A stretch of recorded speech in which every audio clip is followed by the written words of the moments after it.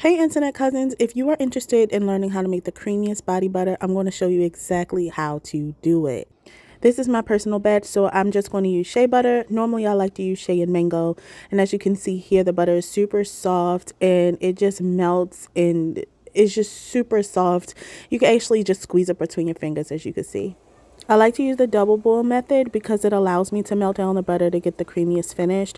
A lot of people don't like to, but I feel like if you don't melt down your butter, you'll get a gritty texture. This is the halfway mark, and this is what it finally looks like after all of the butters are melted. I normally use shea and mango, but here I'm just using shea because it's my own personal batch.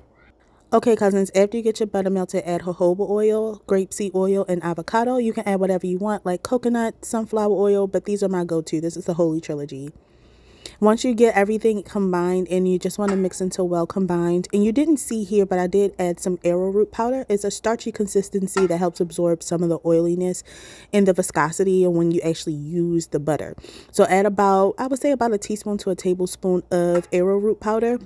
It just depends on how much you personally like. Here I used a teaspoon. So you just want to combine all of that. And then once you're done, you want to refrigerate it until it looks like this. You can expedite this process if you put it in the freezer, but you do have to watch it. So if you do smaller batches, it'll get to this consistency quicker. I would check every 10 minutes. And now it's the whipping process. So I whip my body butters 3 times. Yes, cousins, 3 whipping processes. So the first one is to just get the butters broken down right after refrigeration or freezing. And I like to do this to kind of loosen it from the sides, get everything, all of the butter and the oils well combined. This process is probably the one that takes the most time, only because you want to make sure that you're getting everything off the bottom and the sides. With this, you don't want to rush it. You don't want to feel like you're basically like just rushing the process. You want to really take your time because this is the most time consuming part of making whipped body butters. So yeah. And you want to continue until you get to the point in your whipping process where your formulation gets really stiff peaks.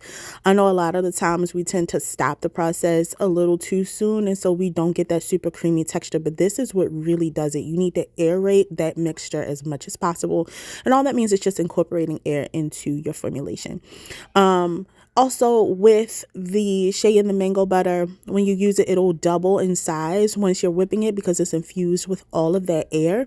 What also helps is to get big fluffiness, is to keep your blender from touching the bottom as much as possible. After you incorporate everything with the first whipping process, keep the blender at a halfway mark and not go all the way to the bottom of your mixture. Okay, cousins, these are the stiff peaks that I was talking about. Everything is getting much stiffer and not as fluid. This is what you're looking for toward the end of the first phase of mixing. As you can see, everything is really fluffy and soft, but we're not done mixing, guys.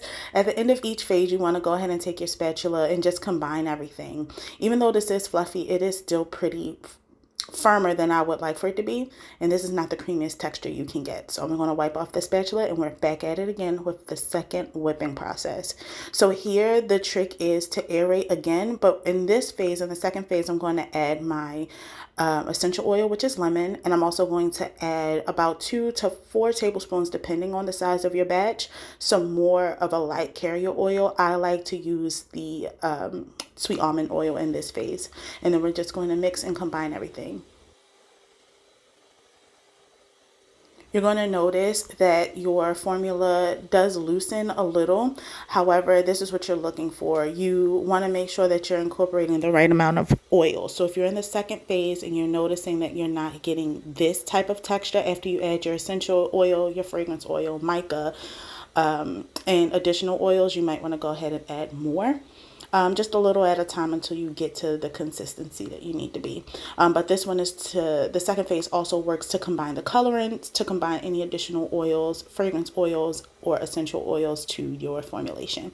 So this part doesn't have to be perfect. Just make sure everything is well combined. Make sure you incorporate the sides and anything at the bottom of your container.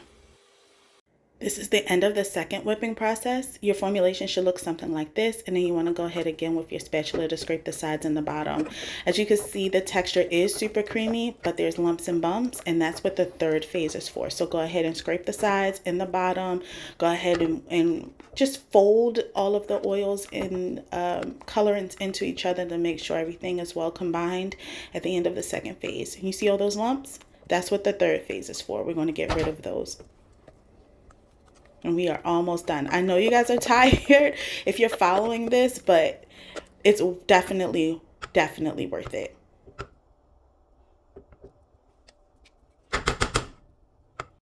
Okay guys, it's not triple whip body butter for no reason. This is the third and final whipping phase. It is sheerly for adding more air, getting rid of any lumps, any bumps in the formula to smooth everything out. This is the final touch to get the creamiest body butter texture ever. As you can see, it's all coming together really nice. You have that beautiful sheen or gloss over the body butter. Everything is well combined. It looks really amazing. It looks really velvety, satiny, just super soft and fluffy.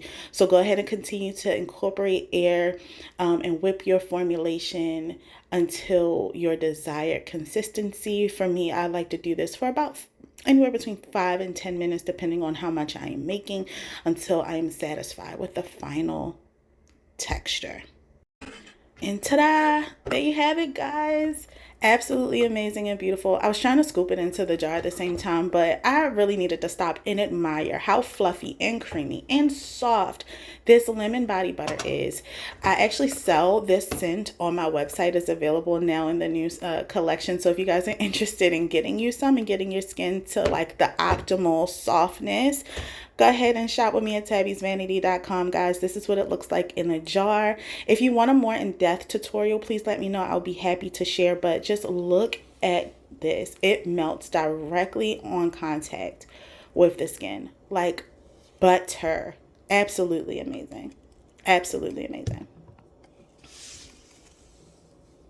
The smell is super bright and fresh and fragrant. It's all of the citrusy goodness that you need, you guys. Again, if you're interested, go ahead and shop the site. It's available in the description box down below. Let me know if you want a more in-depth tutorial. And thank you guys so much for watching. Bye.